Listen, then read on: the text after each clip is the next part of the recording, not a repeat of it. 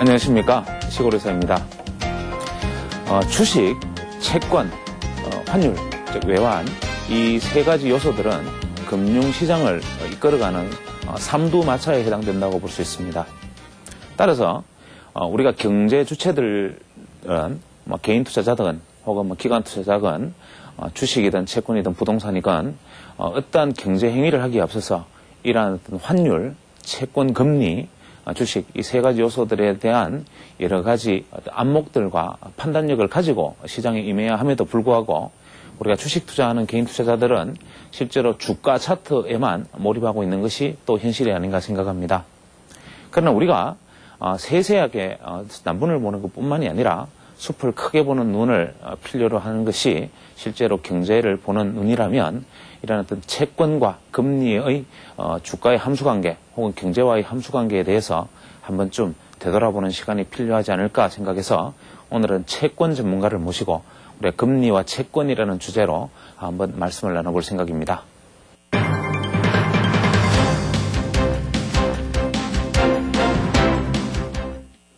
오늘은 한국 채권시장의 대표적 전문가이신 최석은 하나증권 팀장님을 모시고 이 채권에 대한 이야기를 한번 들어보도록 하겠습니다. 사실 그 채권에 대한 이야기들은 저희들이 흔히 접하기가 쉽지 않은 이야기이기도 하고 항상 일상 속에서 경제 기사를 통해서 많이 이야기는 듣고 있지만 실제로 채권에 대한 어떤 상세한 설명을 들을 기회가 없기 때문에 나름대로 의미 있고 귀한 시간이 아닌가 생각합니다. 오늘 나와주셔서 감사합니다. 네, 안녕하십니까.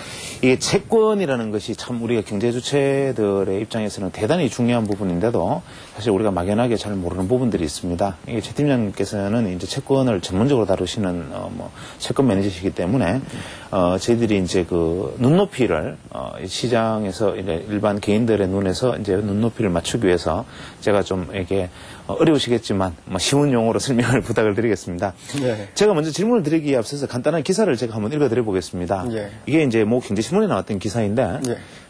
이게 이제 어제 날짜 기사입니다. 채권금리가 큰 폭 하락하면서 지표금리가 2달 만에 가장 낮은 수준이다.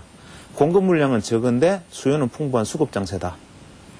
3년 만기 국고채 수익률이 전일보다 0.07% 내린 4.20%, 5년 만기 국고채 수익률도 4.4%로 마감됐다. 2년 만기 통한증권 수익률은 0.05% 하락한 4.23%, 1년 만기 수익률은 4.05%로 마쳤다. 전일의 조정 분위기가 이어지면서 오름세로 출발했지만 대기 매수세가 풍부해 금리 낙폭을 키워나갔다. 주가 상승세를 보였지만 국고채 발행 물량이 예상보다 적다는 생각으로 또 월말에 대규모 예보채와 부실기금 채권이 집중적으로 만기 상환하는 데 따른 수급 보조 기대감이 우호적으로 작용했다. 지금도 수급이 좋지만 예보채, 부실채 만기가 도래하면 수급이 더 좋아질 것이라는 기대감이 크다. 자, 그 다음 기자 내용들이 많지만 지금 들으시니까 그냥 네. 흔히 그냥 일상적으로 쓰시는 용어들이시죠? 예, 그렇습니다. 예. 사실 이 기사를 보는 사람들은 100명에 99명은 무슨 얘기인지 잘 모릅니다. 예, 사실 이 채권이라는 것이 우리 경제에서 대단히 현재도 주식시장을 억누르는 것도 어떤 면에서는 SK 사태로 인한 채권이 문제였다고 할 수 있는 정도로 우리가 채권이라는 것을 알게 모르게 불가분리한 관계를 맺고 있는데 사실 채권에 대해서 우리가 아는 게 없습니다. 그래서 기본적으로 도대체 채권하고 주식하고 차이가 어떤 건지 일단 채권이란 도대체 뭔지 간단하게 한번 설명을 해 주시겠습니까? 예, 채권이 말은 많이 듣는데 예. 실제로는 참 실제 투자하는 대상도 아니고 하기 때문에 예. 좀 어려운 면이 있습니다. 예. 채권이라고 하면은 일단 기업의 자금 조달 예. 구조부터 알아야 될 것 같습니다. 기업이 자금을 조달하는 방법은 크게 세 가지가 있죠. 예. 대표적인 게 이제 주식이고, 그 다음이 채권, 그 다음이 대출이 되겠습니다. 그 세 개는 각각 차이가 있는데, 그 주식은 그 투자하는 사람이 그 기업의 주인의 입장으로서 들어가서 그러니까 기업주한테 자금을 말하자면은 저희 같이 동업을 하는 입장으로 그렇죠. 지분 동업. 그런 개념이라면 대출하고 채권은 모두 다 그 기업주가 남으로부터 자금을 꾸는 개념입니다. 그러니까 결과적으로 이런 예를 들을 수가 있겠네요. 예를 들어서 기업이 망하게 되면 그 기업의 주식으로서 투자를 하는 사람은 같이 동업자 입장으로 같이 망하게 되는 것이고, 채권이나 대출을 해준 사람들, 그러니까 결국은 기업의 채권을 사주거나 또는 기업한테 대출을 해준 사람들은 이 남으로서 그 기업에 대해서 마지막으로 청산하고 난 다음에 남는 그 지분을 가질 우선권을 갖게 되는 것이죠. 그러니까 결과적으로 뭐 어떤 면에서 보면 대출하고 채권은 굉장히 유사 상품이라고 볼 수 있습니다. 그런데 그럼 과연 그 둘 차이는 뭐냐? 대출은 은행이 그 기업에 대해서 그 어떤 뭐 투자나 아니면 영업을 위한 그 비용을 조달하는 데 돈을 대주는 그 관계로서 처음에 설정이 되면 만기까지 그게 유지되는 관계임에 반해서 채권도 비슷한 성격을 갖지만 그 채권을 시장에서 유통시킬 수 있다는 점이 다른 점이라고 할 수 있겠습니다. 그러니까 채권을 최초에 기업에 돈을 꿔준 사람이 그 채권 증서를 받아서 이 시장에서 유통시킬 수 있다는 점이 대출하고 다른 점이라고 할 수 있겠죠. 차용증으로 내가 이제 기업의 돈을 내가 빌려주고 차용증을 기업에서 받았어. 네. 이 차용증을 다른 사람한테 권리를 양도하는 것이죠. 그렇죠. 그럴 예. 수 있는, 예. 그러니까 공식적으로 그럴 수 있는 증권이 채권이라고 보시면 예. 되겠습니다. 물론 이제 예금에서도, 대출에서도 뭐 이 대출을 해준 다음에 대출 증서를 예. 뭐 남한테 사적으로 예. 이렇게 뭐 양도하고 이럴 수도 예. 있겠죠. 하지만 그게 공정해야 되고 복잡하게 시장에서 이 공식화되고 그다음에 그 소위 유가증권으로서 거래소에서 어떤 그 상장이 돼가지고 예.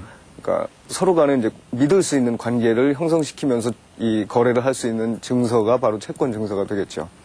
이 채권이라는 것은 이제 아까 앞서 말씀하신 대로 이제 주식은 우리가 이제 한 주를 가지고 있으면 뭐 1000만 주 중에 한 주라도 있으면 1000만 대 1의 관계의 동업자고 채권은 내가 이제 채권을 100만 원치를 내가 가지고 있으면 그 기업에 100만 원을 내가 빌려준 거죠. 예, 그렇습니다. 이제 채권이라는 것이 일반 사적 우리가 차용 증서를 주고받는 사적 거래에 대해서 예. 비슷한 개념이지만 다만 이제 공공성과 안정성을 담보하는 어떤 그런 장치가 되어 있는 것 이렇게 보면 되겠고 예, 그렇습니다. 또 개인에게 빌려주는 것이 아니라 기업에 빌려주는 것이다. 예. 사실 이 채권이라는 것은 기업이 망했을 때도 예. 이 기업의 배당금이나 주주들의 권리에 우선해서 먼저 변제를 받을 수 있는 권리를 가지고 있는 것이죠. 그렇습니다. 예. 예. 채권이라는 것은 상당히 안정적이고 예. 사실은 뭐 우리가 뭐 회사채를 발행한다 그래도 그 기업이 내가 채권을 마음대로 발행하는 거 아니지요. 예, 그렇습니다. 그게 이제 뭐 여러 가지 감독 규정이 있고 예. 하기 때문에 사실 최소한의 어떤 안정성을 가지고 있다고 볼 수 있는 예, 것이죠. 기본적으로 예. 채권의 안정성을 확보하기 위해서 이제 예. 많은 제도들이 있는데 예. 그중에 대표적인 게 회사채인 경우에는 그 신용 등급을 예. 받게끔 돼 있죠. 예. 그러니까 우리나라에 이제 뭐 몇 개 신용 평가 회사들이 있지만 그 중에 2개를 필수적으로 받고 예. 그 사적인 채권을 발행할 수 있도록끔 돼 있으니까 결국 투자자들 입장에서는 그 등급을 보고 그 신용 평가서를 믿는다면은 예. 그 신용 평가사가 좋은 등급을 준 회사채에 투자를 하게 되는 이제 그런 상황이 되겠죠. 그리고 실제로 이 신용 등급 자체가 굉장히 낮다거나 혹은 평가회사들조차도 이 기업은 도무지 뭐 신용이라는 게 어떻게 평가해야 될지 모르겠다. 이런 회사들은 근본적으로 거기서부터 걸러지기 때문에 투자자들로부터는 예. 그 배제되는 거죠. 예.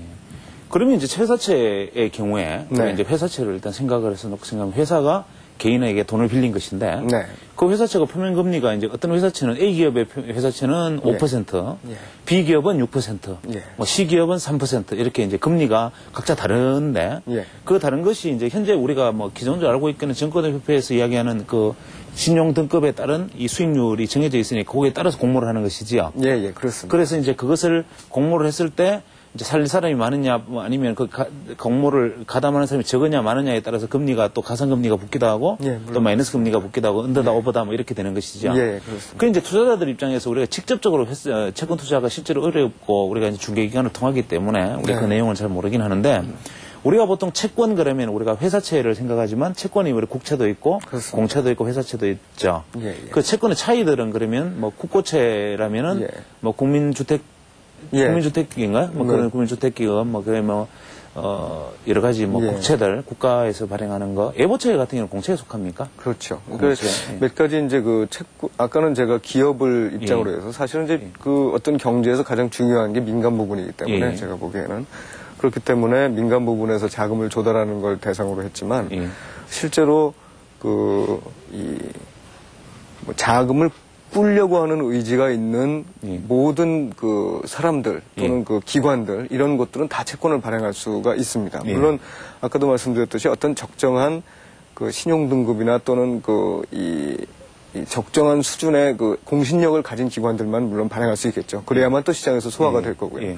그래서 이제 전체적으로 그렇게 채권을 발행하는 기관들을 나눠보면 대표적으로 정부가 있을 수 있습니다. 예. 그 정부가 뭐 예를 들어서 공공사업을 하는데 재원이 필요하다든가. 이번에 이제 태풍 예. 피해 때문에 그렇죠. 뭐 재원을 만들려면은 또 예. 그렇죠. 세금을 걷어서 예. 뭐 돈을 쓰는데 예. 세금 거둔 게 모자랄 경우에는 예. 사실상 돈을 또 정부도 꺼야 되는 거죠. 그럴 경우에 채권을 발행한다든가. 예. 또는 예전에 이제 아까 말씀하셨던 그 예금보험공사라든지 예. 또는 부실 이제 기금 채권이라고 해서 그 자산관리공사가 발행한 그런 채권들이 있는데 예. 그런 채권들은 또 뭐 은행에 공적 자금을 투입하는데 돈이 이제 정부가 없으니까 그렇다고 그걸 국채를 발행해서 그 이 재원을 조달하게 되면 그게 국민 전체 세금이 돼버리는 개념이 돼버리니까 그거를 이제 어떤 공사를 설립해서 그 공사에서 시중에 있는 돈을 그 이 채권을 발행을 함으로써 끌어들여 가지고 그 돈으로 이제 공적 자금을 투입을 한다든가 이럴 경우에 발행하는 경우가 있고요. 그다음 이제 아까 말씀드렸던 회사가 발행하는 경우도 있고 또 은행들도 또 은행 또는 금융기관들도 그 예금이나 이런 걸로만 돈을 받는 게 아니라 자기들이 필요로 하는 장기자금이라든지 이런 거를 채권 발행을 통해서 조달할 수도 있다는 거죠. 특히 일부 기관들, 예를 들면 카드채라든지 이런 기관들은 그 수신 기능, 예를 들면 예금 받는 기능이 없지 않습니까? 예. 그러니까 그런 금융기관들은 기본적으로 자금 조달은 거의 대부분 채권 발행으로서, 발행으로서 할 수밖에 없는. 그러니까 이제 예를 들면 카드채라 그러면 카드 회사들은 이제 돈을 예금을 못 받으니까 네. 내 카드채를 이제 회사채를 발행을 해서 예. 이제 저리로 돈을 빌린 다음 그것을 이제 그 뭐 예를 들면 현금 서비스 같은 걸 막 빌려줘가지고 예대 마진을 챙기는 구조인 그렇습니다. 것이죠. 예. 그러면 앞서 말씀하신 국채라는 것은 이제 국가가 예를 들어서 지금 태풍 매미 영향으로 네. 지금 이제 복구를 해야 되는데 네. 이제 추경 예산이 남은 게 이제 예를 들어 얼마 없다. 예. 근데 이제 복구 자금은 3조다. 예. 그러면 약 2조 정도의 어떤 공적 자금을 현재 이제 국채를 발행해서 예. 돈을 만들어서 한다. 그러면 이게 국가의 부채죠. 그렇습니다. 그럼 만약에 이제 공채는 예. 같은 성격으로 공적 자금으로 투입한 아까 말씀하신 대로 공적 자금이 필요해서 예. 국가가 설립을 했지만 예. 주체를 공사로 하는 것이고 하나는 주체를 정부로 하는 것일 뿐이지 예. 결국 그 양자를 사용하는 사용처는 정부가 공공목적으로 사용하는 것은 같지 않나요? 물론 그렇습니다. 예. 그러니까 공공목적으로 사용을 하는데 예.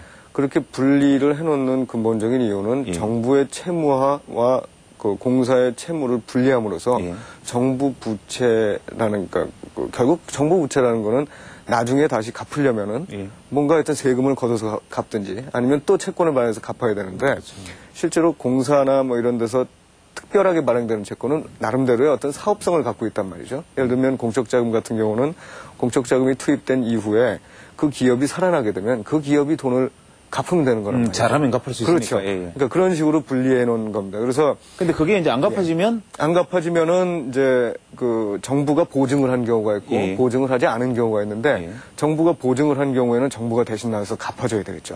보증한 경우에는 결국 예. 국채 성격을 띠는 것이네요. 그렇죠. 그런데 예. 이제 그러한 보증을 가급적이면은 이제 점점 줄여나가는 과정이 있죠. 예. 초창기에는 정부가 보장을 해주지 않으면 예. 보증을 해주지 않으면 그 시장 참가자들이 그 채권을 사지 않는다는 겁니다. 예. 그렇기 때문에 정부가 보증을 해줬는데 그 공사 나름대로의 어떤 이 생존력이라든지 예. 그런 게 있다라고 판단이 들면은 시장 참가자들도 그렇게 판단을 해서 그 채권을 그 공사의 신용으로 발행되더라도 산다는 거죠. 예. 그래서 지금 현재는 그 일반적인 공사 같은 경우에는 정부가 완전히 보증하는 형태는 아닙니다.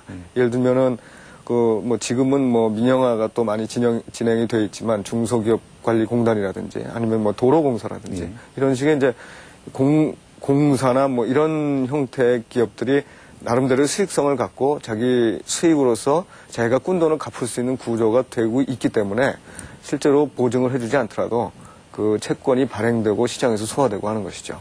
그래 이제 우리 공적 자금이라는 것이 정부 부담이다 아니다 하는 게 그 이야기군요. 그러니까 네네. 이제 공적 자금을 투입하지 않으면 경제가 무너지니 비록 민간 기업이라 하더라도 이제 그 뭐 투신사에다가 돈은 정부에서 넣어야 되겠는데 네.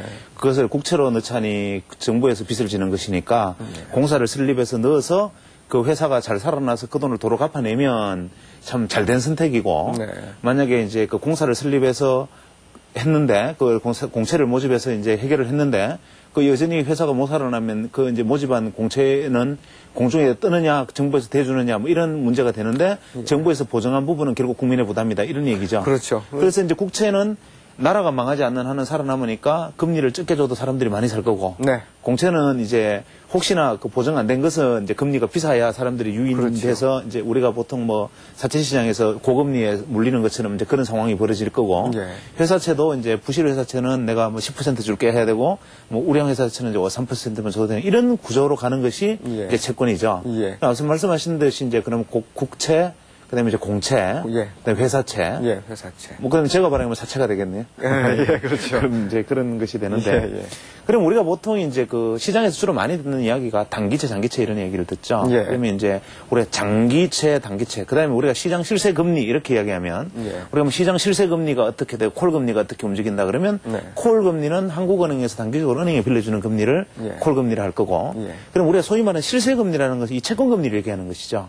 그렇습니다. 그럼 이 채권 금리가 실세 금리를 할 때 단기채 기준입니까? 장기채 기준입니까? 우리나라 지금 이제 말씀하신 것 중에 실세금리라는 표현은 예. 사실 조금은 예전에 우리나라의 관행에서 나온 말이라고 볼 수 있는데 예. 예전에는 우리나라가 금리 자유화라는 게 실시가 안 되면서 예. 정부에서 금리를 많이 규제했습니다. 예. 예를 들면 이제 기업들이 회사채를 발행해서 뭔가 하여튼 막 성장을 해나가야 되는데 그 기업이 처음 설립해가지고서 뭐 돈 꿔가지고서 사업을 하려니 그 사람들이 믿어주지 않는단 말이죠. 예. 그러다 보니까 좀 낮은 금리로도 자금을 빌려갈 수 있도록 금리 규제가 이제 많았었거든요. 그러니까 그런 금리하고 실세 금리라고 하면은 이제 시장에서 시장 참가자들이 판단해가지고 사고 팔면서 채권을 사고 팔면서 형성된 금리니까 이제 그래서 실세 금리라는 얘기가 그때부터 나왔던 걸로 생각이 드는데 실제로는 이제 모든 금리는 대부분 이제 실세 금리화 됐다고 봐야 되겠죠. 예. 그러니까 시장에서 시장 참가자들이 자유롭게 채권을 사고 팔고 하면서 자연스럽게 형성되는 금리. 그게 이제 모두 다 실세 금리가 될 것이고요. 그 다음에 우리나라에서 실세 금리보다는 이제 기준금리라는 표현이 있는데 기준금리라는 거는 그 나라의 어떤 국가의 가장 대표적인 이 금리를 얘기하는 겁니다. 이게 이제 각국의 금리를 비교한다거나 또는 그 나라의 물론 뭐 그게 뭐 전부를 다 표현할 수 있는 건 아니지만 그 나라의 어떤 금리 상황을 보려고 할 때 그럴 때 쓰는 게 이제 기준금리인데 우리나라는 현재 국고채, 그러니까 국채입니다. 예. 국채 3년 만기. 예. 그러니까 처음에 발행돼서 이제 3년이 3년 후에 갚기로 예, 되는. 원금을 갚기로 뭐 이자는 중간에 주지만 원금을 갚기로 한 그런 채권 에 형성되어 있는 금리를 저희가 우리나라의 기준금리라고 하고 예를 들면 미국이라든지 일본이라든지 뭐 이런 국가들은 그보다 좀 더 긴 10년 만기 채권들, 국채들을 기준으로 삼고 있습니다. 우리는 국채가 이제 다양하지를 못하죠. 외국에 비하면. 뭐 단기, 그렇습니다. 만기도 그렇고 종류도 그렇고. 예. 그것은 이제 우리가 재정 적자를 비교적 별로 보지 않는 구조였기 때문에 그런가요? 그렇습니다. 이제 미국처럼 뭐 재정 적자 국가들은 아주 만성적으로 재정 적자를 메우려고 국채를 계속 발행하는 거니까. 네네. 결국 그러면 국채 발행량이 많다, 국채 유통량이 많다라는 것은 두 가지 가능성이 있겠네요. 하나는 정부가 빚을 져야 할 상황이 많다. 예. 첫째. 예. 아니면 두 번째로는 정부가 뭔가 일을 벌리려는 의지가 굉장히 강하다. 예. 뭐 이럴 때 이제 돈이 필요한 상황이니까. 그럼 예. 우리는 국채가 시장이 활성화되어 있지 못하고 다양하지 못하다는 것은 뭐 비교적 우리나라 경제 규모에 비해서 뭐 세금을 잘 걷었다. 예. 뭐 내지는 아니면은 나라에서 아직까지 뭐 일하는 데 있어서 아직 크게 돈 모자란 적은 없었다. 예. 그럼 세금을 국민으로부터 고해를 많이 빨았다. 뭐 이렇게 받아들일 수도 있나요? 글쎄요, 뭐 그렇게 해석할 수도 있겠지만 사실은 아주 중요한 부분이 뭐냐면 국채 물량이 그렇게 많이 있을 수 있다는 거는 국민들이 정부를 그만큼 신뢰한다는 얘기입니다. 그러니까 그 정부가 이 채권을 단순히 발행한다는 거는 그러니까 어떤 합리적인 금리하에 발행할 수 있다는 거는 사람들이 그 국가가 나중에 그거를 갚아줄 수 있다는 걸 믿고 있는 거거든요. 그런 면에서 보면은 미국이나 일본이나 이런 데들이 물론 뭐 또 다른 면들이 물론 있습니다만 국채 발행 물량이 많아지고 어떤 사업을 국채 발행을 통해서 하고 했던 거는 그 나라의 성장이나 이런 부분들을 국내 사람들이나 국외 사람들이나 믿어줬고 그 믿어준 것이 결국은 그 나라 국채를 매수하는 걸로 들어갔다는 거죠. 우리나라도 사실 뭐 그럴 수 있을 만한 상황이 예전보다는 많이 되지만 그리고 실제로도 그랬기 때문에 국채 발행이 최근에는 많이 늘어났습니다. 재정 적자 규모는 그렇게 크지 않지만 그거는 좀 다른 차원의 얘기일 것 같은데 재정 적자가 우리나라가 균형 재정 적자를 늘 유지하려고 하는 것도 저는 비슷한 맥락에서 이해하고 있는데 미국이나 일본에 비해서 우리나라가 아직 사실 보면은 그 소득 수준이라는 게 미미한 정도라는 얘기죠. 그렇게 되면은 정부 입장에서 재정 적자가 커졌을 때 감내할 수 있는 힘이 훨씬 작고 그렇기 때문에 정부 입장에서는 그런 선진국에 비해서 무리하게 재정 적자를 늘릴 수 없었던 입장이었을 거다. 비록 필요하다 하더라도 나중에 내가 못 갚을까봐 그렇죠. 발행을 못했다. 예. 정부가. 예. 그러니까 그거를 조심하는 차원에서 발행을 가급적이면은 줄이고 이제 말하자면 세금은 어떻게 보면은 그 일회성으로 완전히 걷어들여는 돈이니까 그 걷어들이는 돈으로 주로 사업을 해온 그런 게 이제 우리 정부의 특징이라고 볼 수 있겠죠. 그럼 이제 우리가 단기금리라 하면 이제 1년 만기 이내를 이야기하고 이제 중기라면 한 5년 정도, 장기라면 10년 정도 뭐 이런 걸 의미하는 거죠. 이제 우리나라 같은 경우는 조금 다르게 좀 틀립니까? 예, 그러니까 이 선진국에서는 보통 1년 미만 금리를 단기라고 하고요. 말씀하신 것처럼 10년 말씀하신 랑 조금 다르게 10년 미만 금리들을 중기라고 그러고 10년을 중기. 예. 그래서 10년부터 시작해서 10년을 넘어가는 금리를 장기라고 하는데 우리나라는 사실상 이게 비슷한 맥락에서 아까 말씀드린 거랑 연결이 되는 게 갚을 수 없다는 그런 어떤 갚을 수 없을 수 있다라는 이런 불안감은 정부 자체가 긴 채권을 발행하지 못하는 환경을 만드는 거거든요. 그러니까 결국은 이 채권을 사는 사람 입장에서 만기가 길면 길수록 이거 뭐 1년 내에는 안 망할 것 같은데 10년쯤 지나면 이게 정부가 위태위태해져가지고 이거 혹시 내 돈 안 주는 거 아닌가 뭐 이런 것도 반영이 되어 있겠죠. 그래서 우리나라는 그것보다 훨씬 만기가 짧아서 뭐 1년 이내를 단기로 보는 건 똑같은데 한 3년 정도를 중기로 보고 5년 이상이 되면은 장기 채권으로 보는 그런 경향이 있습니다. 그럼 우리가 이제 보통 뭐 기준금리라는 표현은 보통 3년 만기 회사채 기준으로 씁니까? 그렇죠. 3년 만기 국채 기준으로 국채 씁니다. 기준으로 씁니까? 예, 그게 이제 왜 그러냐면 국채라는 거는 물론 그 나라에 국가 위험이 포함되어 있긴 하지만 실제로 그 나라에서는 가장 신용이 높은 채권이란 말이죠. 그런데 회사채라는 건 사실상 그 경기 상황이라든지 아니면 그 기업의 고유한 상황에 따라 가지고 언제든지 이제 바뀔 수 있다는 거죠. 그러니까 그 부분을 빼고 이제 그런 신용 위험은 없는 채권을 보통 모든 나라에서 기준금리로 삼고 있습니다. 그런데 예전에 우리나라는 이제 국채를 거의 발행을 안 했었거든요. 그렇기 때문에 주로 거래되던 채권이 은행 보증 회사채였었습니다. 그러니까 예전에 우리나라 은행이 망할 거라는 생각 아무도 안 하지 않았습니까? 그러니까 은행 보증 회사채가 거의 뭐 국채하고 비슷하다 이렇게 생각하고 그걸로 거래를 하고 은행이 보증했다 그러면 뭐 대부가 발행했든 삼성이 발행했든 마찬가지 채권으로 취급하고 그 거래를 했다는 얘기죠. 그때 당시에는 기준금리가 3년 만기 회사채였지만 지금은 이제 그 IMF 사태 지나고 한 1, 2년 되면서 그 기준금리가 국채로 돼서 지금 이제 국채의 이 발행 물량도 굉장히 늘어났을 뿐만 아니라 거래 규모도 이제 지난달 같은 경우에 거의 이 전체 이 채권 중에서 한 40%를 국채 거래가 차지하고 있습니다. 그 은행이 이제 과거에 망했던 것은 결국 이제 그 예금 떼인 것도 있지만 실제로 그런 보증을 잘못 써서 망한 것도 상당히 큰 영향을 미쳤겠네요. 그래서 이제 과거 은행들이 이제 과거 은행주 투자해서 지금 망한 사람들 많지만 그런 영향들이 실제로는 이제 채권 때문에 알게 모르게 주식 투자한 사람이 망하는 꼴이 된 거죠. 그렇죠. 그러니까 지금 사실 뭐 SK 사태 이런 것들도 예기치 못하게 지금 채권 때문에 주식시장이 망가지고 항상 이 한국 역사에서는 이 주식시장이 꼭 보면 채권시장 때문에 망가지는 게 항상 이게 통설처럼 되어 왔는데 우리가 보통 이제 그러면 채권을 일반인들이 이해 못하는 개념이면 가면 이제 지금 말씀하신 대로 이제 채권이 차용증서다. 나라에서 빌렸던 뭐 회사에서 빌렸던 필요해서 빌린 것이고 또 사실은 뭐 국채도 너무 없는 것도 별로 바람직하지는 않겠죠. 그러면 국가 활동이 그렇게 공격적이지 않고 안정적이지 않고 미래가 없는 나라니까 최소한 국채가 뭐 10년짜리, 20년짜리 국채도 있고 이래야 내가 20년 후에 국가의 계획이 있는 것인데 이거 뭐 도대체 5년 후에 내가 스스로 나라 자체가 내가 갚을지 못 갚을지 모르겠다. 이게 곤란한 일이고 회사 자체도 돈 빌려서 공격적으로 뭐 투자할 생각이 뭐 없고 그냥 우선 내가 있는 걸 혹시 잘못 사업하다 망하면 곤란하니까 주저앉아있자 쪼그라들고 뭐 이런 상황이니까 사실 뭐 부채가 없는 것도 곤란한 일이지요. 그러면 이제 우리가 그 채권 시장의 움직임을 이렇게 보면 이 사람들이 지금 자신이 있구나 없구나 하는 것도 이제 알 수는 있는데 그럼 이제 제가 예를 들어 채권 투자를 하고 싶으면 말이에요. 채권을 그냥 발행하는 걸 사면 되는데 왜 채권이 그냥 이미 발행된 채권들이 거래되는 것을 서로 막 사고 팔고 합니까? 그거는 기본적으로 채권도 주식처럼 사고 팔고 하죠. 주식처럼 사고 팔고 하는 이유가 채권도 가격의 변화가 있기 때문이죠. 그게 무슨 채권이 얘기냐면, 가격 변화가 있다는 건 어떤 예. 의미죠? 그러니까 어차피 차용 증서를 사고 파는 개념이라면 예. 처음에 예를 들어서 이런 예를 한번 들어보죠. 예. 처음에 제가 삼성전자의 채권을 예. 사는데 예. 5%를 주고 샀다. 5%를 예. 주겠다. 이 말은 이제 100만 원을 빌려줬지만 예. 그 95만 원에 이제 그 채권을 샀다 이 말인가요? 뭐 예를 들면 그럴 예. 수 있겠습니다. 실제로는 아니면 100만 원을 100만 원을 꿔주고 그냥 할인채의 개념이죠. 예, 100만 원을 꿔주고 나중에 그 105만 원을 받게 5만 원을 받는다. 예. 이런 예. 개념이겠죠. 예.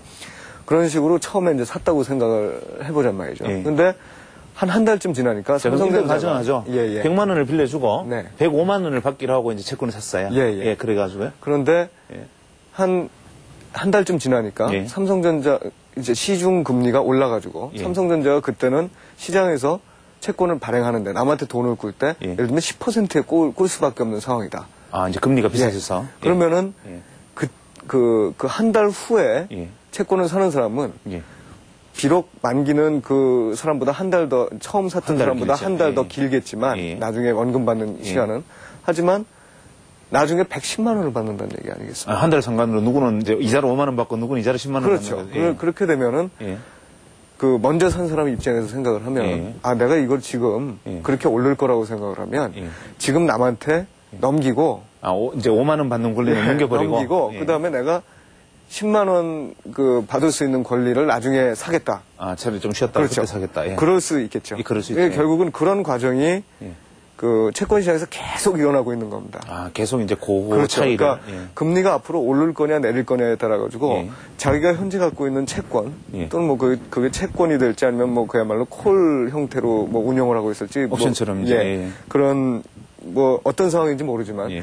자기가 현재 갖고 있는 그런 그런 이제 포트폴리오나 뭐 예. 혹은 뭐 그런 거로 얘기하지 않습니까? 그런 그 자산이 있는데 그 자산보다 더 나은 자산 또는 그러니까 내 자산의 가치가 예. 결국은 떨어지게 될 때는 이걸 팔아버리고 예.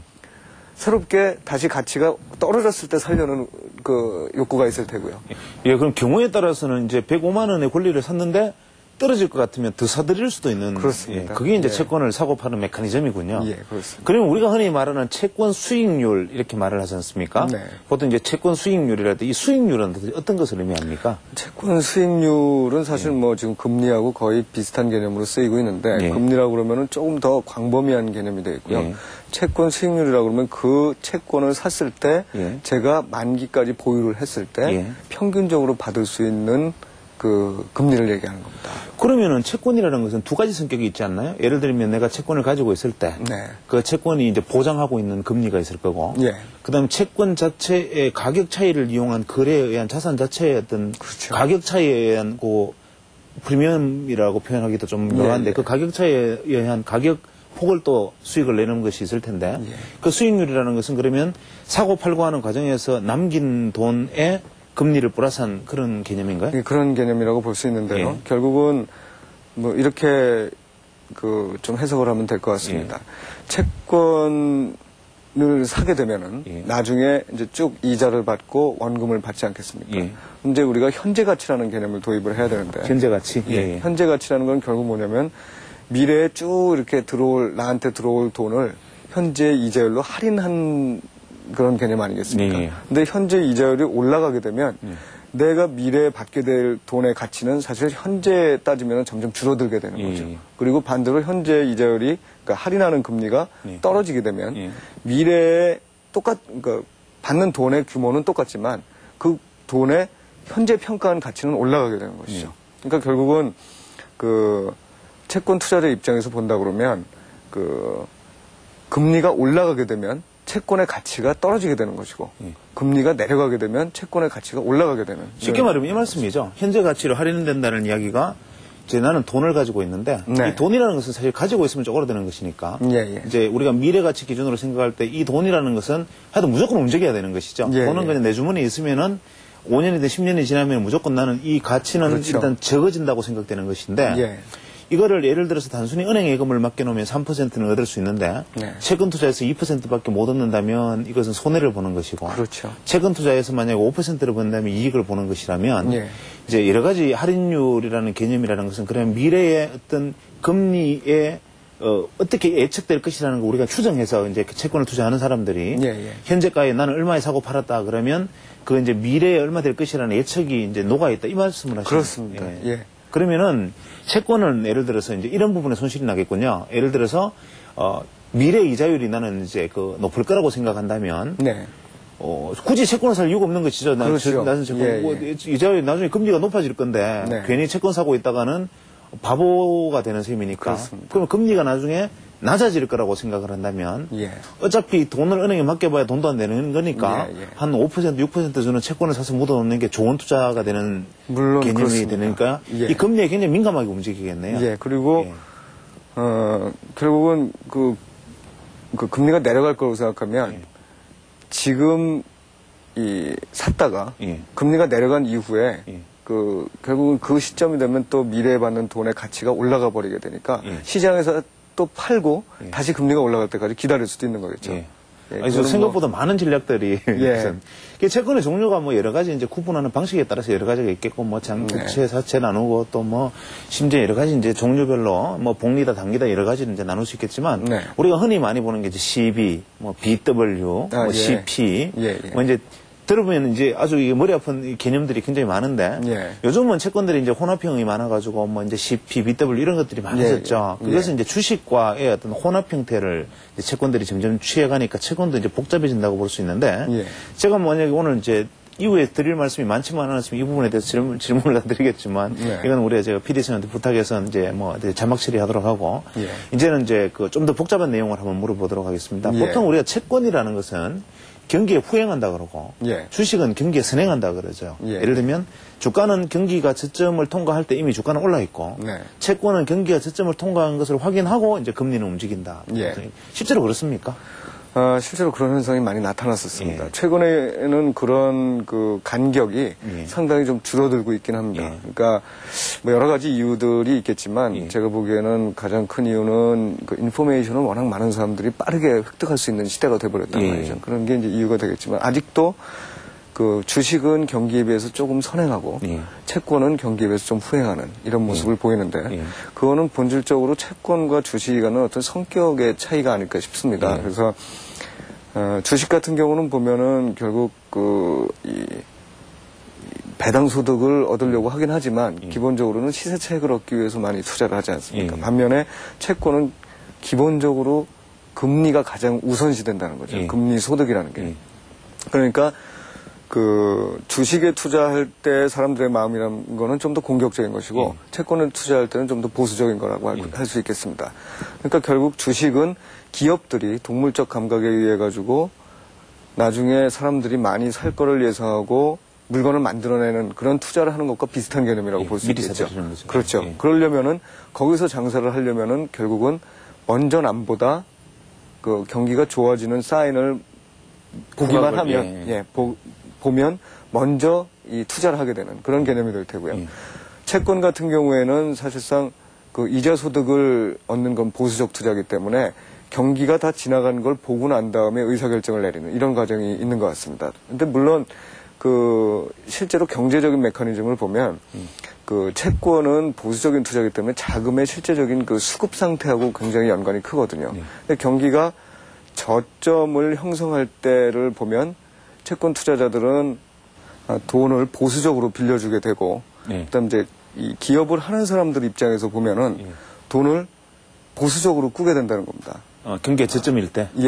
돈을 안 빌리려고 그러겠죠. 그렇죠. 일단 그 기업을 투자하는 사람 입장에서 본다 그러면 처음에 경기가 회복되기 이전에는 기본적으로 자기 자금을 이용해서 투자를 많이 하다가 그다음 경기가 회복되는 모습을 보기 시작하면 그때부터는 이제 남의 돈을 끌어서 돈을 투자를 한다는 거죠. 기업가들이. 그렇기 때문에 채권의 발행 수요가 기본적으로 경기 저점을 통과한 이후에 본격적으로 늘어나기 시작한다는 겁니다. 채권 발행해서 막 기업을 투자하려고 그러니까. 그렇습니다. 그리고 그럼 경기가 고점을 지나면서 떨어질 때는 어떤 현상이 나타나냐. 경기가 고점을 지나면서 떨어질 때는 기업들 입장에서는 팔릴 거라고 생각하고 물건을 많이 만들어놨는데 재고 자산을 실제로 안 팔린다는 거죠.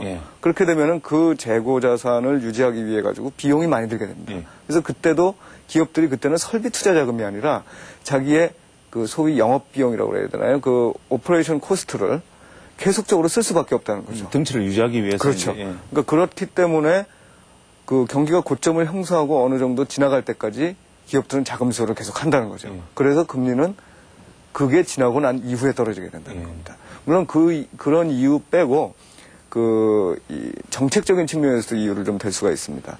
통화정책 당국자들이 사실 뭐 미국도 그렇고 우리나라도 그렇고 상당히 선제적으로 통화정책을 하겠다고 얘기를 하지만 제가 보기에는 어느 나라 중앙은행도 선제적인 정책을 하기는 힘듭니다. 예. 그렇기 때문에 항상 보면은 경기가 고점을 형성한 이후에 한참 지나고 금리를 올리기 시작하고 예. 경기가 저점을 형성한 이후에 한참 지나고 난 다음에 금리를 변화시키는 이런 이 어떤 형태가 나타난다는 거죠. 그런 형태가 나타나면 결국은 뭐 장기 금리는 그거보다 좀 더 빨리 움직이기는 하지만 그럼에도 불구하고 단기 금리가 그러니까 정책 금리가 어떤 그 스탠스를 유지하고 있느냐에 따라 가지고 영향을 받을 수밖에 없다. 그래서 결국은 주식에 비해서 채권은 어느 정도 후행적인 모습, 경기에 대해서 후행적인 모습을 보이면서 간다. 이렇게 해석할 수 있겠습니다. 거기서 말하는 이제 장기 금리는 빨리 움직인다라는 것은 이제 예. 시장에서 우리가 이제 시장 참여자들이 나중에 경기가 좋아지면 금리가 분명히 오를 거야라고 미리 생각하고 이제 움직인다는 거죠. 그렇습니다. 그러니까 정책 금리를 이제 콜 금리를 낮춰가지고 저 금리가 떨어져 있음에도 불구하고 예. 이제 장기적으로는 금리가 오를 걸 하고 채권을 미리 사두려는 사람들이 늘어난다는 것이죠. 미리 파는 사람들이 팔려는 거죠. 예. 그러니까 금리가 오르면 채권 수익률이 예. 낮아지니까. 예, 순서로 본다 그러면 주식이 가장 먼저 빨리 움직이는 것 같고요. 그게 사실 자본주의의 동력이 결국 주식 및 기업가들의 어떤 투자 정신에 의한 거 아니겠습니까?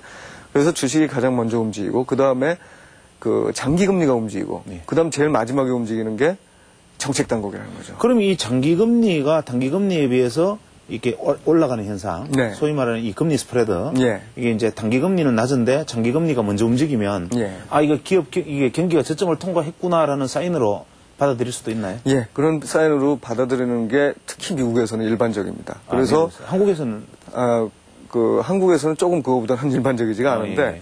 미국에서는 그렇기 때문에 그게 상당히 이론적으로도 검증이 되고 실증적으로도 검증이 돼서 예. 미국의 경기 선행 지수를 구성하는 항목 중에 그 장단기 금리의 스프레드가 들어가 있습니다. 장단기 금리 차이가. 예, 그래서 금리 스프레드가 벌어지기 시작하는 모습이 보이면 이제 경기가 만약 벌어지고 난 다음에는 이제 경기가 저점을 형성하는 한 게 아니냐 이런 판단을 이제 내린다는 거죠. 그런데 우리나라 같은 경우에는 사실상 그러니까 정확한 장단기 금리 차를 그러니까 역사적으로 볼 수 없었던 게 과거에는 한국은행, 그러니까 정책 금리를 이용한 통화 정책을 하지 않았거든요. 그렇기 때문에 단기 금리가 항상 만성적인 자금 초과 수요, 초과 수요, 그렇죠. 자금 부족 상태 때문에 장기 금리가 오히려 단기 금리보다 낮은, 그러니까 단기 금리가 더 높은 거죠. 이런 현상들이 많이 일어났었거든요. 그러니까 결국은 역사적으로 검증되기도 상당히 이제 힘든 상태고, 그 다음에 국채가 본격적으로 발행된 게 뭐 99년 이 정도라고 생각을 한다 그러면 그때 후에 얼마나 많은 이제 사건들이 있었습니까? IMF 사태는 지났지만 대우 사태가 있었고요. 그다음 뭐 최근에 SKG 사태까지 또 이런 어떤 이 투신사의 MMF로부터 자금이 빠져나가고 들락날락하면서 금리에 영향을 미치는 이런 것 등 하여튼 경기와 무관한 여러 가지 노이즈들이 있었다는 거죠. 그래서 제가 보기에는 최근에 들어서는 어느 정도 그런 사인은 보이긴 하지만 전적으로 이걸 믿고 경기를 예측하거나 또는 뭐 주가의 선행 지표로서 본다거나 이러기는 좀 어려운 게 아닌가 이런 생각을 저는 갖고 있습니다. 지금 현재 이제 경기 저점이 논쟁이 저점을 지나지 않았다 그러지만 하여튼 경기가 저점인 건 분명한데 더 나빠질 수는 알 수 없지만 일단은 지금 지하실을 파고 들어갈지 모르는 경기가 저점인데 보통 이럴 때는 이제 통화 공급이 보통 중앙은행에서 통화 공급량을 늘린다든지 아니면 통화량이 적정하다 하더라도 이제 워낙 경기가 저점이다 보니까 돈을 쓰지를 않으니까 잉여 유동성이 이제 쉽게 말해 돈이 남아 돌아가야 되는데 이 잉여 유동성이 오히려 6월 이후로 오히려 감소하고 있단 말이에요. 지금 2% 이하로인가 감소되고 있는 것으로 알고 있는데 이건 뭔가 악우가 맞지 않지 않습니까? 아기가. 그렇습니다. 뭔가 이제 좀 정책적으로 어떤 변화가 있었나 그런 것들을 제가 이제 주로 관심 있게 살펴보고 있는데 감소하는 게 사실상 조금 이렇게 확연하게 드러난 현상은 아닌 것 같고요. 어느 정도 정체돼 있다 이렇게 보시면 될 것 같습니다. 그런데 그 정체된 이유가 제가 보기에는 한국은행이 뭐 통화 공급을 많이 하고 경기 저점이기 때문에 많이 한다고는 생각을 하지만 실제로 그게 기업들한테 들어가지 않기 때문에 한편으로는 잉여유동성을 또 흡수하는 이런 식의 행태를 보이고 있는 게 아닌가라는 생각을 좀 그게 갖고 지금 있습니다. 이제 문제가 뭐냐면은 저희들 같은 이제 제 아웃사이더의 눈으로 보면 네. 이게 사실 이 자금이 증발하는 게 심각한 문제가 아닌가 생각을 하는데 예. 예를 들면 회사채가 신규 발행이 일단 상당히 어려워지고 예. 또 뭐 예를 들면 얼마 전에 신한지주하고 뭐 또 동남발전인가요? 거기서는 이제 회사채 발행하려고 해보니까 이게 금리가 실제로 이제 내고되는 금리가 생각보다 이게 형성되는 게 높아질 것 같으니까 회사채 발행을 포기해버렸지 않습니까? 예. 이렇게 이제 회사채 발행 포기하고 예. CP 상환되는 것은 이제 자꾸 이제 차원 발행, 그러니까 쉽게 말하면 회사채를 발행했다가 또 회사채를 막는 카드 돌려막기식으로 하는 게 안 되고 예. 이제 카드 돌려막기가 안 되는 거죠, 지금. 그러면 회사에서 자꾸 기업에서 돈은 이제 회사채를 자꾸 갚아나가야 되고. 예. 근데 그 갚아진 돈은 어디로 샜는지 그냥 세버려가지고 회사채 시장으로 가는 게 아니라 은행으로 들어가 버리고. 예. 이러다 보니까 자꾸 돈이 중간에 자꾸 증발되는 이런 상황이 아닌가요, 지금? 글쎄요. 그거는 좀 전적으로 그렇게 해석하기는 좀 곤란하고요. 그렇습니까? 예. 왜냐하면 아까도 말씀드렸다시피 예. 기업이 자금을 조달하는 방안은 예. 회사채뿐만 아니라 대출도 있거든요. 예. 그러니까 그 회사채 시장에서 실제로 이 자금 조달이 어려워진 경우들은 아주 말하자면 시장에서 별로 믿어주지 않았기 때문이지 유동성이 부족하거나 회사채에 대한 수요가 아주 부족하다. 이렇게는 저는 해석을 안 하고 있습니다. 그러면 SK 사태 같은 것들로 인해서 회사채에 대한 리스크가 막 증대되면서 예. 회사채 발행이 극도로 악화되었다. 이것은 조금 약간 이게 과장된 이야기인가요? 실제로 그랬었습니다. 그러니까 그게 벌써 이제 3월이니까 한 이제는 6개월쯤 지나갔는데 예. 그러니까 결국은 그 무렵에는 뭐 우량 회사채든 아니면 비우량 회사채든 일단 회사채라고 하면은 이 뭐 거들떠도 보기 싫다 이런 식의 이런 거죠. 이제 기업에 돈 빌려줬다가 기업이 망할지 모르니까 나는 회사채 기업에서 빌린 돈은 나는 기업에 돈 안 빌려주겠다 이거죠. 그렇죠. 사람들이. 그러니까 결국은 그런 어떤 신용 위험과 관련된 이벤트가 일어나게 되면 사람들은 다 신용 위험이 없는 자산으로 달려가게끔 마련입니다. 그래서 국채 금리가 오히려 막 떨어지게 되는 이런 현상이 국채 금리가 떨어진다 하면 이제 국채를 사겠다는 사람이 그렇죠. 많으니까 회사채 안 사고 예. 국채를 사겠다. 그럼 국채는 금리를 조금만 줘도 되니까 이제 국채는 금리가 그렇습니다. 자꾸 낮아지고 이제 예. 그런 현상이 이어졌었는데 최근에 한 달 정도는 그런 현상이 많이 완화되는 모습이고요. 지금은 많이 좋아졌습니까? 그리고 예. 특히 우량 회사채는 거의 발행이 없는데 시장에서 소화가 안 되기 때문에 발행이 없는 게 아니라 예. 그 기업들이 기본적으로 캐시를 그러니까 현금을 많이 갖고 있습니다. 투자를 별로 그렇기 때문에 본인들이 이제 일종의 보험이라고 볼 수 있는데요. 과거에 보니까 그 회사채 많이 발행하고 했던 게 결국은 경기가 나빠지고 하면서 자기 발목을 자꾸 잡으니까 현금 유동성을 많이 갖고 있으려고 한단 말이죠, 기업들이. 그렇기 때문에 현금 유동성을 갖고 있기 때문에 추가적으로 더 시장에서 자금을 끌어야 될 필요가 없는 상황이 된 거죠. 하지만 그럼에도 불구하고 소위 내수와 관련된 기업들이라든지 아니면은 신용등급이 낮은 기업들의 경우에는 아직도 금리가 그 국채 금리가 한 4.2% 이렇게 될 때 아직도 금리가 4.5% 이상, 그러니까 8.5% 이상, 거의 9% 이상에서 발행을 한다는 얘기죠.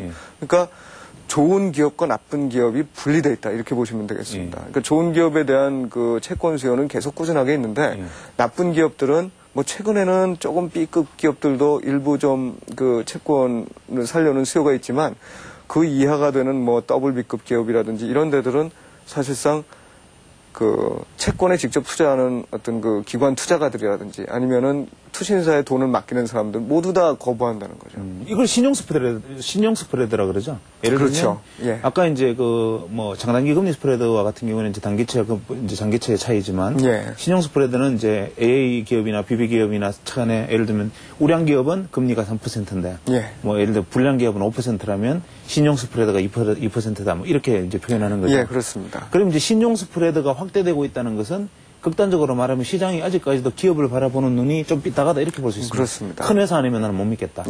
그러면은 경기가 좋아지거나 앞으로 시장이 좋아질 거라고 생각된다면 이 신용 스프레드도 어느 정도 축소되는 쪽으로. 축소돼야 되겠죠. 그럼 장단기 금리 차이는 벌어지고 신용 스프레드는 축소되고 하는 것이 경기가 좋아질 때 나타나는 현상들이라고 볼 수 있습니다. 맞습니다. 그러면 지금과 같은 어떤 회사들의 어떤 자금 조달 구조가 우량 기업들은 돈이 남아돌고 이제 비우량 기업들은 오히려 돈이 이제 제대로 돌아가지 못하는 상황 이런 것들은 결국 이제 투신사들이 현재 그 난관에 처해 있기 때문에 그게 영향도 많이 받는 거죠. 예, 물론 그런 면도 근데 있습니다. 과거에도 투신사들이 원래 우량회사채 이외에는 그렇게 극단적인 단기 수익을 위한 단기 투자 이외에는 잘 하지 않았던 거 아닌가? 아, 그렇지는 않고요. 많이 했습니까?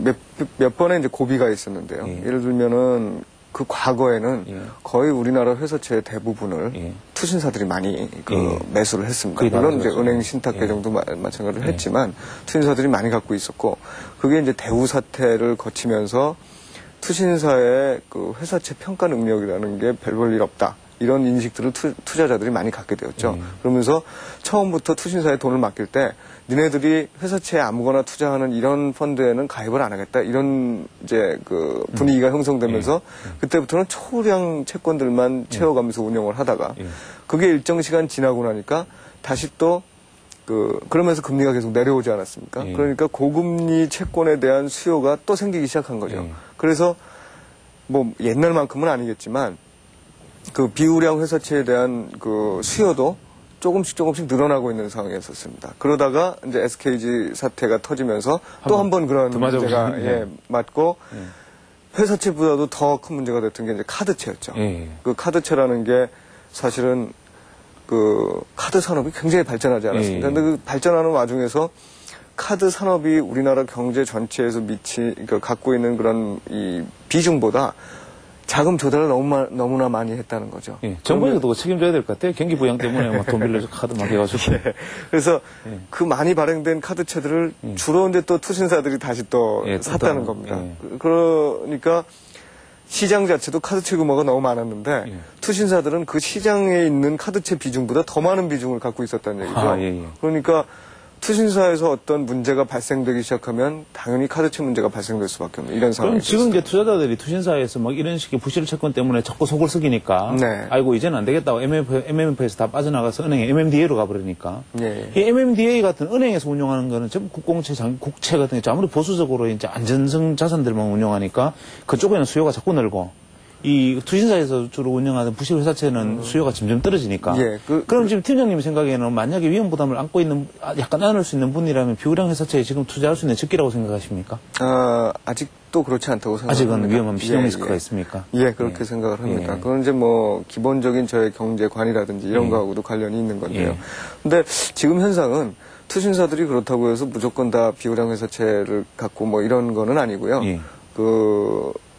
특히 MMF 같은 경우는 이전에 몇 번의 사건을 거치면서 자금 유출입이 심하니까 정부에서 계속 규제를 해서 안정성 있는 자산으로 주로 운용을 하고 만기가 짧은 자산으로 운영하게 강제를 해버렸단 말이죠. 그래서 지금 현재 투신사 MMF 구조는 상당히 건전한 편입니다. 현재로서? 그래서 투신사 MMF가 사실은 최근까지도 계속 증가하고 있는 상황이죠. MMF가 증가하는 거는 결국은 MMF가 제시하고 있는 아니면은 이 달성해주고 있는 수익률이 은행권의 MMDA보다는 훨씬 높다는 겁니다. 그렇기 때문에 그런 상황이 나타나고 있는데 문제는 장기 채권 펀드들 그런 데들은 아직도 일부 회사채도 들어있고 카드채도 들어있고 새로 만드는 것들은 국공채만 한다고 해도 사실상 국공채만으로 운영을 할 때는 은행에 비해서 크게 이 어떤 더 많은 수익률을 내주지 못하기 때문에 투신권의 현재 상황을 보면은 그 장기 채권형 펀드로는 돈이 안 들어가고 MMF로만 돈이 몰리는 이런 상황이 되는 거죠. 그렇다면 이제 그 개인이 채권 투자를 한다고 가정을 하면요. 사실 뭐 저희들이 뭐 자동차 등록할 때 채권 사라면 그 상당히 짜증스러운 마음으로 사서 그냥 바로 넘겨버리지 않습니까? 할인해서. 그런데 우리가 만약에 채권 투자를 이제 실제로 이렇게 말씀을 드려보면 채권 투자도 상당히 중요한 경쟁인데 투자를 하려면 어떻게 해야 됩니까? 몇 가지 방법이 있는데요. 일단 소액 국공채나 아니면 소액 채권 같은 경우, 그러니까 규모가 작은, 예를 들면 뭐 500만 원, 뭐 이런 정도 채권은 증권회사에 가서 살 수가 있습니다. 일반 증권회사에 가서. 증권회사가 보유하고 있는 물량을 의무적으로 사자고 그러면은 그 증권회사에서 팔아야 되거든요. 그래요? 그런 게 있지만 그 증권회사에서 이제 그걸로 장사를 하기 때문에 그 일반적으로 기관끼리 거래할 때보다는 훨씬 그러니까 낮은 수익률로 팔죠. 그러니까 비싸게 파는 거죠. 그렇지 않은 경우에는 직접적으로 채권을 투자하려면 이 돈의 규모가 커야 됩니다. 지금 채권 시장에서 국채가 거래되는 한 단위가 100억 원이거든요. 100억 원요? 그렇기 때문에 사기가 힘들고 이제 이런 경우들은 있습니다. 예를 들어서 전번에 그 카드채 문제가 터진 다음에 예. 기관들에서 카드채가 나오니까 예. 고금리의 카드채가 나오니까 증권에서 창구에서 그런 거를 좀 특판 형식으로 공무원, 예, 특판 형식으로 개인들한테 파는 경우가 있습니다. 그런 기회들도 좋은 종목들을 고른다면은 좋은 기회가 될 수 있겠죠. 아니면 뭐 채권 뭐 뮤추얼 펀드처럼 채권 펀드 같은 것도 그렇죠. 그리고 네. 이제 가장 기본적으로 채권에 접근하는 길은 사실은 채권을 직접 사는 것보다는 그 전문가들이 운영하는 뮤추얼 펀드라든지 아니면 채권형 그 펀드들, 투신사가 운영하는 그런 데다가 투자를 하는 게 실제적으로 개인한테는 맞다고 볼 수 있죠. 지금 이제 팀장님 보시기에는 아직 그 채권 투자도 유효한 수단이라고 생각하십니까? 지금 주식시장의 상황을 비교할 때 개인적인 의견으로.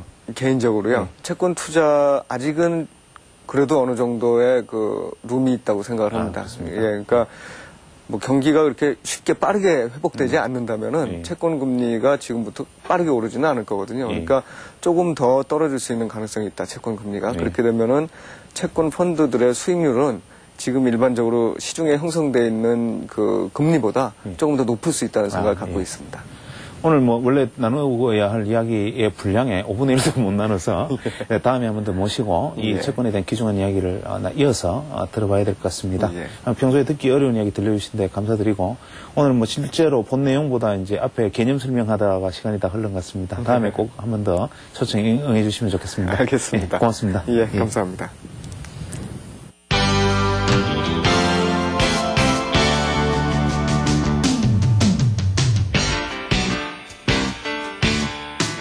오늘 최석원 팀장님과 나눈 채권 이야기들을 어떻게 생각하셨습니까? 뭐 단순히 채권이라는 것에 대한 어떤 이해뿐만 아니라 왜 채권 시장들이 우리 경제에 부담을 끼쳤는지, 또 우리는 왜 공적 자금이라는 것이 국민의 부담인지, 또 왜 나는 가만히 앉아서 빗장이가 되었는지, 또 어느 날 자고 일어나니까 주식시장이 폭락해서 왜 내가 주가가 가치가 하락하는 것을 감수해야만 했는지, 이러한 부분들에 대한 이해가 있었으리라고 생각합니다. 이렇듯 경제행위라는 것은 금리, 채권, 주식, 외환 이러한 부분들이 시줄과 날줄로 엮여서 움직이는 것이기 때문에 좀 더 투명하고 건전한 시장이 항상 가장 중요한 부분이라는 것을 다시 한번 되새기는데 중요한 시간이 되었지 않나 생각합니다. 감사합니다.